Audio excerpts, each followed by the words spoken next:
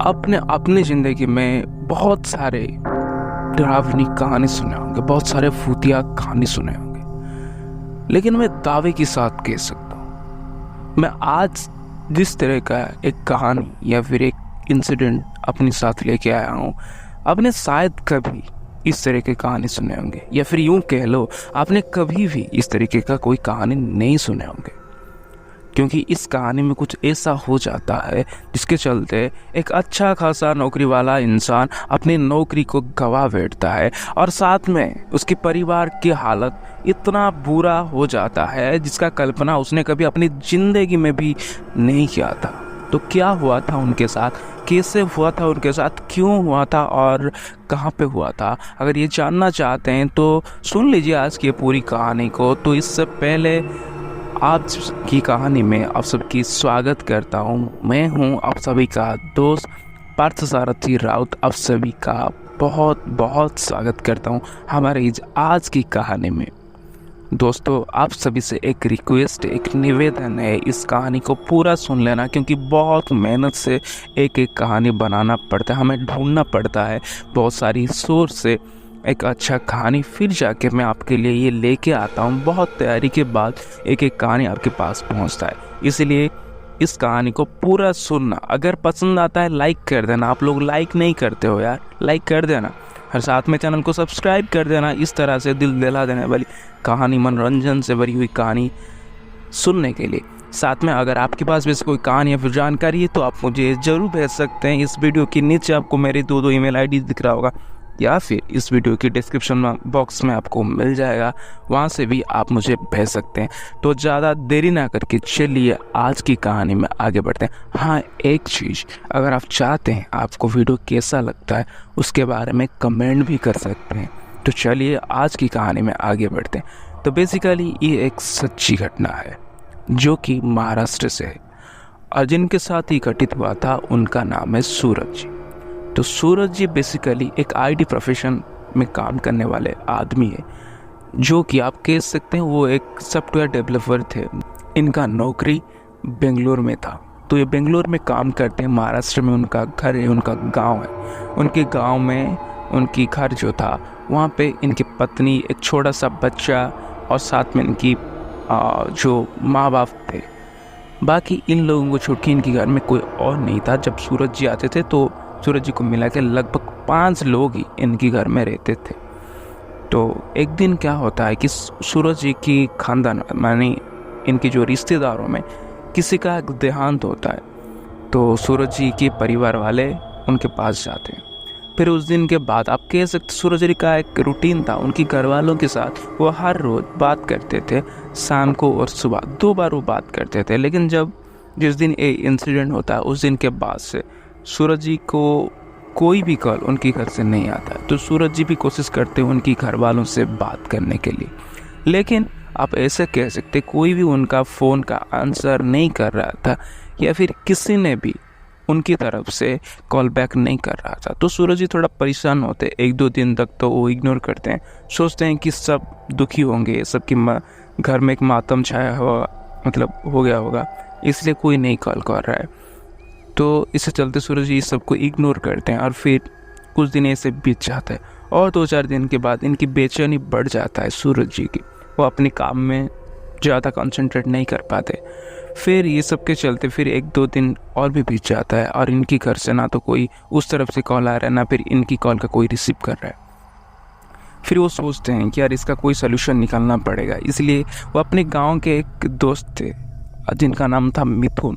तो उससे मिथुन को कॉल करते हैं, साथ में वो पूछते हैं कि यार मिथुन, हमारी घर में जाके एक बार देख के आ जाओ कि घर में सब कुछ सही है कि नहीं। तो मिथुन बोलता है कि ठीक है, फिर मैं वही करता हूँ। तो मिथुन गांव में काम करने वाला एक लड़का था, उनका बचपन का दोस्त था। तो मिथुन जाता है उनकी घर में, और वो देख के आता है कि उनकी घर में कोई नहीं था।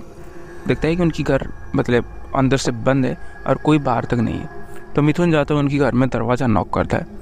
नॉक करने के बाद वो आ जाता है, कोई भी उनका दरवाज़ा नहीं खोलता है। तो फिर मिथुन अपने काम में लग जाता है। फिर सूरज जी शाम को जब फ्री होते हैं फिर से आके मिथुन को कॉल करते हैं कि यार मिथुन ने कोई कुछ बताया नहीं।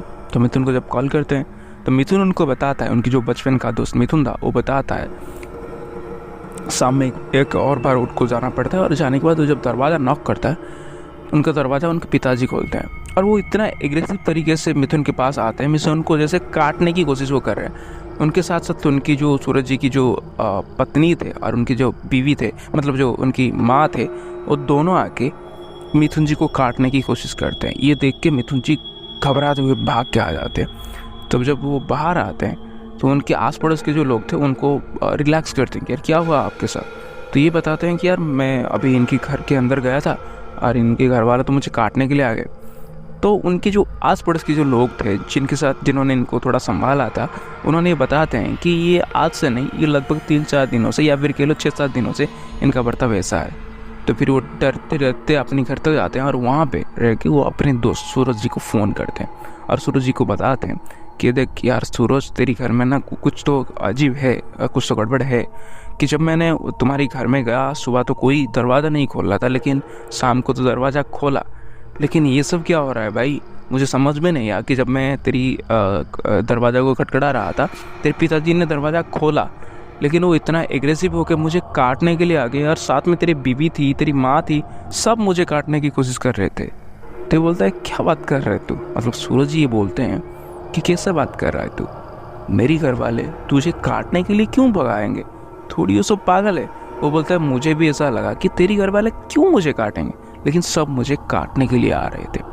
तो ये सुनने के बाद जो सूरज जी थे वो घबरा जाते हैं, और मिथुन जी उनको बोलते हैं कि देख भाई, मुझे नहीं पता है, कुछ तो गड़बड़ है यहाँ पे, और मुझे अगर कोई अपना होगा तो इनको संभाल पाएगा, मुझे नहीं लगता कि इनका हालत अभी सही है। मतलब इन्होंने शायद कुछ दिनों से कुछ खाया नहीं, क्योंकि तेरी आस पड़ोस के लोग जो थे वो ये बता रहे हैं कि तेरी घर में लगभग 6 दिनों से कोई चूल्हा नहीं जल रहा है।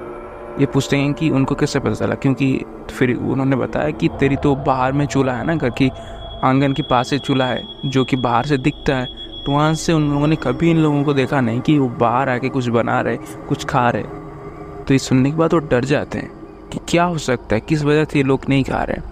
तो फिर वो भागते हुए वहाँ से, मतलब वो बेंगलोर से वो फ़्लाइट बुक करते हैं, उसी रात को आके मतलब उस रात में अगले दिन सुबह वो आके पहुँच जाते हैं।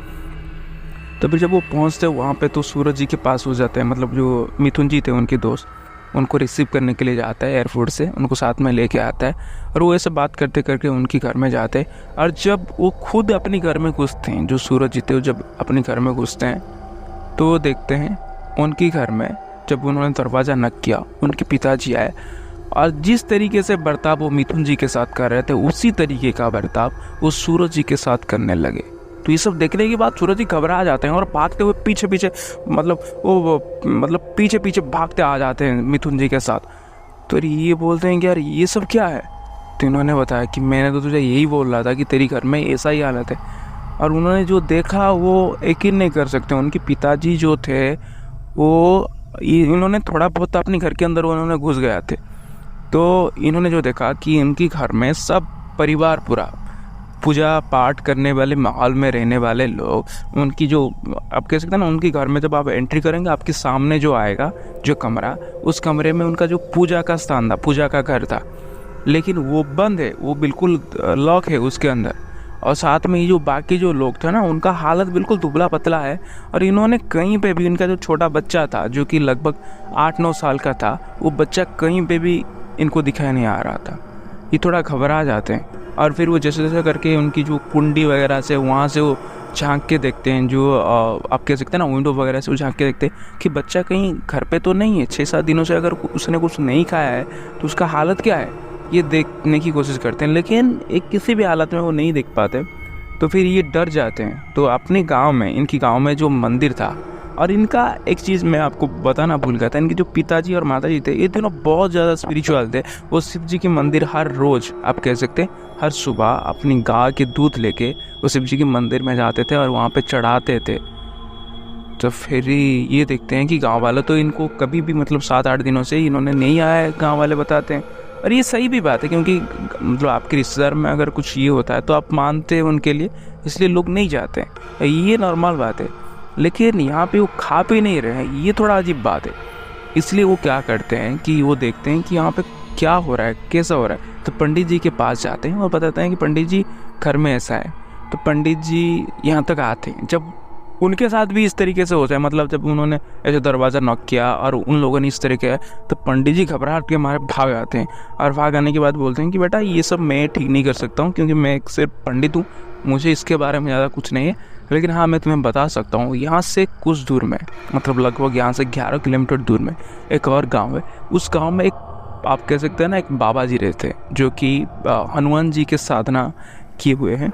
तो उनके पास तुम जाओ, वहाँ पर उनका शिष्य वगैरह होंगे, वही आपका मदद कर सकते हैं शायद।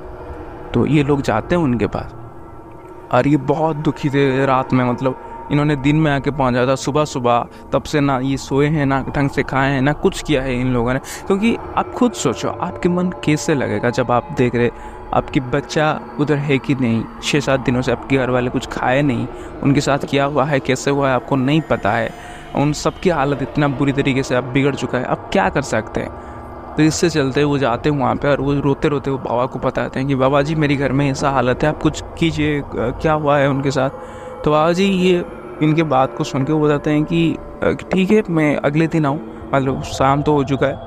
तो फिर ये बताते हैं कि नहीं बाबा जी, घर की हालत ऐसा है। तो इनके इंसिस्ट, मतलब इन्होंने इस तरीके से इंसिस्ट करते हैं, बाबा जी मान जाते हैं कि ठीक है बेटा, मैं रात में जाऊँ, लेकिन रात में मैं क्या कर सकता हूँ, जो भी मुझसे बन पाए मैं कर लूँगा।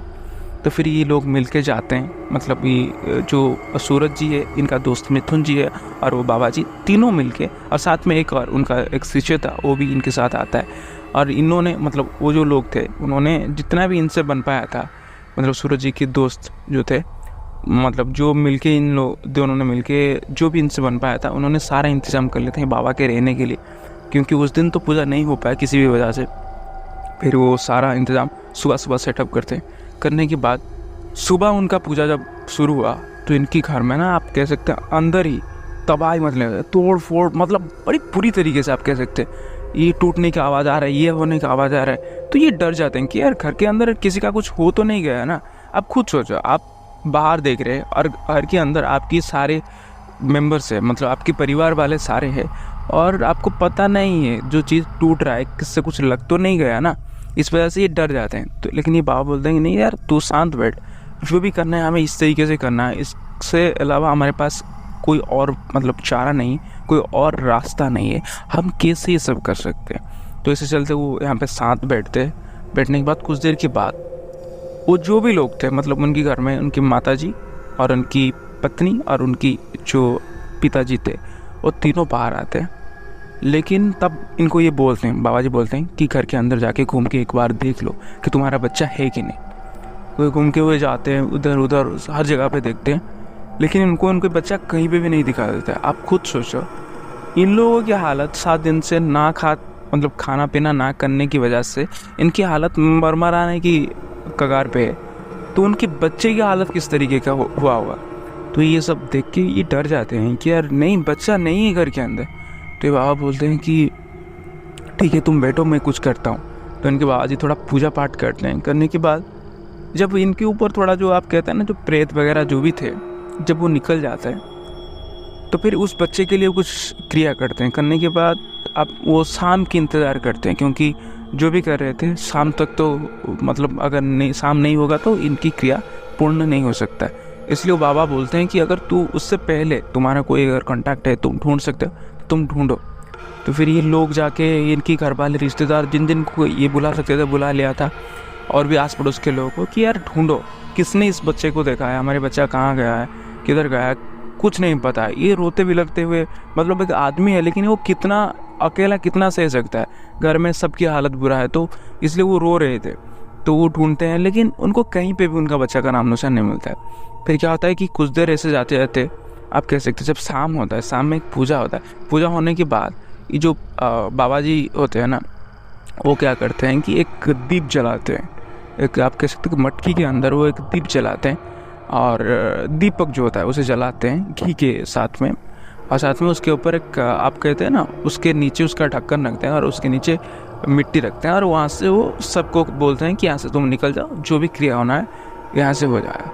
फिर आप कह सकते हैं ना, ये अगर शाम में ये पूजा अगर हुआ है, लगभग उससे 4-5 घंटे के अंदर, मतलब 4 घंटे के अंदर आप कह सकते हैं, 6 बजे अगर उन्होंने किया है तो 10 बजे के अंदर वो बोलते हैं कि वहाँ पे वो मटकी अगर है तो बच्चा यहीं आसपास कहीं है, अगर नहीं है तो हमें उसमें एक, आप कह सकते हैं ना, एक लकीर वहाँ से खिंच गया होगा।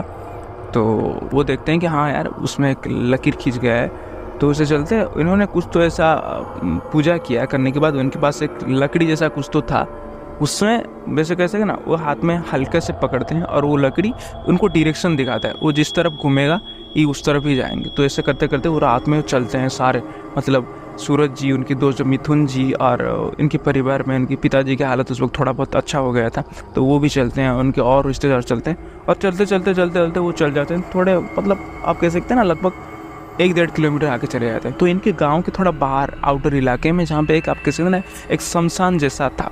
तो शमशान में क्या होता है कि एक बरगद का पेड़ था जो कि शमशान की बीचों बीच में था।